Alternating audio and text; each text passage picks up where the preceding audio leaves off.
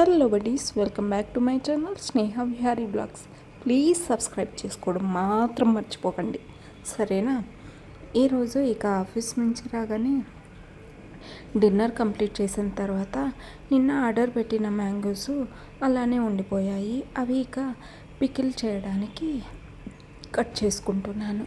As యూజువల్గా నేను ఎప్పుడు బయట అయితే పికిల్స్ని కొనుక్కోను. ఇంట్లోనే నాకు ఎప్పుడు కావాలనిపిస్తే అప్పుడు వేసుకుని ఫ్రిడ్జ్లో పెట్టేసుకుంటూ ఉంటాను.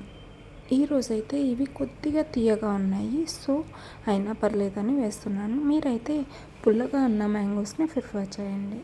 ఇక్కడ ఏం చూపిస్తున్నాను అంటే, కట్ చేసుకుంటే కొంచెం డిఫరెంట్గా కట్ చేసుకున్నాను. అది కండ అంతా ఆ వాటకు అతుక్కోకుండా ఇలా వచ్చేసింది, అది చూపించాను. ఇక కట్ చేసుకున్న చిన్న చిన్న ముక్కల్ని ప్రిఫర్ చేయండి, పెద్ద పెద్దగా అస్సలు ప్రిఫర్ చేయకండి. ఎందుకంటే ఇన్స్టాంట్గా ఊరగాయ ఊరడం చాలా సమయం పడుతుంది కాబట్టి. ఇక ఇక్కడ మెంతులు క్లీన్ చేసుకుంటున్నాను. క్లీన్ ఏంటి అనుకుంటున్నారా? ఈ మెంతులు నేను ఇంట్లో నుంచి తెచ్చుకున్నాను. అది మా ఇంట్లో పండించినవే. అందులో కొద్దిగా మట్టి ఉంటే అది క్లీన్ చేస్తున్నాను.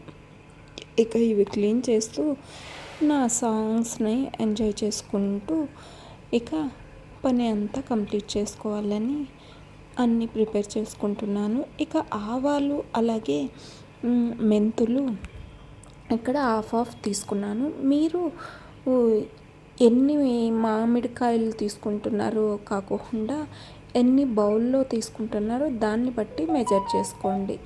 ఇవి బాగా రోస్ట్ చేసి ఇక చల్లారిన తర్వాత పక్కన పెట్టేసుకోండి. అలాగే ఇక నేను నా నైట్ రొటీన్ కోసం మెంతి వాటర్ తాగుతాను కాబట్టి అందులో కూడా క్లీన్ చేసుకొని మెంతులని ఇలా వాటర్లోకి యాడ్ చేస్తున్నాను.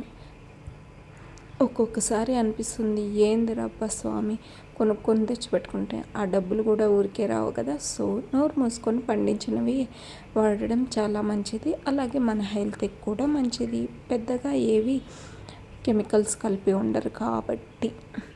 ఇక ఇవి మెంతులన్నీ ఇలా వాటర్లోకి వేసుకున్న తర్వాత ఇక మిగిలిపోయిన పనులన్నీ చూసుకుంటూ ఉన్నాను. ఇక మార్నింగ్ ఏదైనా చేసుకోవాలంటే కట్ చేసుకోవడము అవన్నీ ఈ బిట్వీన్లోనే చేసేసుకుంటూ ఉంటాను. అవి సపరేట్ ఇవి సపరేటు, టైం అంతా ఎక్కువ తీసుకుంటుంది కాబట్టి. వాటర్ వేడి చేసి పెట్టేసుకున్న తర్వాత ఇక్కడ రేపు ఇక చపాతీ అలాగే దొండకాయ వేపుడు చేసుకుందాము అని చిన్న చిన్నవిగా కట్ చేసుకుంటున్నాను. మార్నింగ్ లేవడమే బద్ధకం అంటే ఇంక ఇవన్నీ కట్ చేసుకుంటూ పెట్టుకుంటే ఇక మనం టైంకి వెళ్ళలేము అని. ఇక్కడ ఊరగాయలోకి కట్ చేసుకున్న ముక్కలన్నీ పెట్టుకున్నాను కదా, అందులోకి ఒక 2 table spoons turmeric powder add చేశాను. ఆ తర్వాత ఇక చిల్లీ పౌడర్ నేనైతే మామిడికాయలు స్వీట్గా ఉన్నాయి కాబట్టి కొంచెం ఎక్కువగానే వేసుకున్నాను. మీరు తగినంత మాత్రమే వేసుకోండి. అలాగే ఇక్కడ రాళ్ళ ఉప్పు కాకుండా సాల్ట్ని యూస్ చేయండి. 2 టేబుల్ స్పూన్స్ సాల్ట్ వేసుకున్నాను నేను.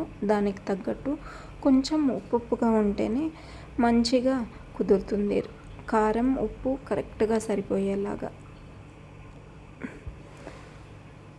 ఈ మిక్స్ చేసుకొని ఒక ప్లేట్ మూసేసుకొని పక్కన పెట్టేసుకుందామని అవి అక్కడే పెట్టేశాను. ఇక మిర్చి పౌడర్ ఇంటి నుంచి తెచ్చుకున్నది ఉంటే అది ఒక డబ్బాలోకి యాడ్ చేసుకొని ఎక్కడవక్కడ సర్దేసుకుంటే ఒక పని అయిపోతుందని అన్నీ ఇప్పుడే నైటే కొంచెం క్లీన్ చేసుకోవడం, కట్ చేసుకోవడం ఇలాంటివన్నీ ప్రిఫర్ చేస్తూ ఉంటాను.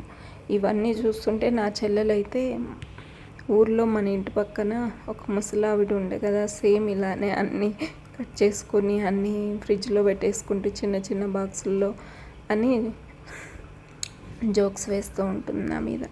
ఇక్కడ బాక్స్ చూస్తున్నారా? నేను ఇంటికి వచ్చిన మన అమ్మగారులే కాదండి, నేను కూడా అంతే. ఆల్మోస్ట్ ఏమన్నా పార్సల్స్ బాక్సెస్ ఇలా ప్లాస్టిక్ వస్తే అస్సలు పడేయబుద్ధి కాదు. దానిని ఎలా యూజ్ చేయాలా అని ఆలోచించుకుంటా పక్కన ఆల్రెడీ చాలానే బాక్సెస్ ఉన్నా కూడా అవి అస్సలు పడేయకుండా ఇలా ఫ్రిడ్జ్లో ఏమన్నా స్టోర్ చేసుకోవడానికి మిగిలి ఉంటాయిలే అని ప్రిఫర్ చేస్తూ ఉంటాను. అది మంచి హ్యాబిట్ కాదు, అయినా కూడా ఎందుకో అస్సలు పడే బుద్ధి కాదు నాకు. మీలో ఎంతమంది ఇలా ఏమన్నా బాక్సెస్ వస్తే ప్లాస్టిక్ బాక్సెస్ పడేయకుండా అంటారు, నాకు కమెంట్ చేయండి. అలాగే ఇక్కడ మిక్సీ వేసుకున్నాను. ఆ మెంతులు ఆవాలు 2 ఎక్కువ నున్నగా కూడా మిక్సీ పట్టకండి, కొంచెం కచ్చాపచ్చాగానే ఉన్నయండి పొడిని.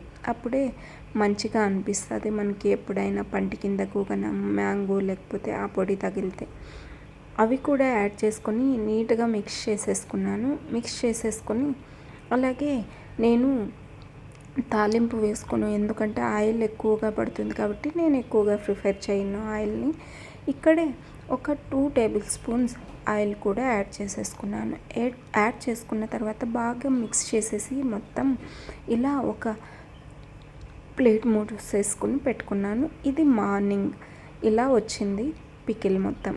ఎక్కువ ఆయిల్ కాకుండా ఆ సాల్ట్ అలాగే ఆయిల్లో అంతా మిక్స్ అయితే కొంచెం ఊరినట్లు అలా అనిపిస్తుంది. నెక్స్ట్ రోజే మనం అన్నం లెక్కేసుకొని తినొచ్చు. అంతేనండి, సింపుల్.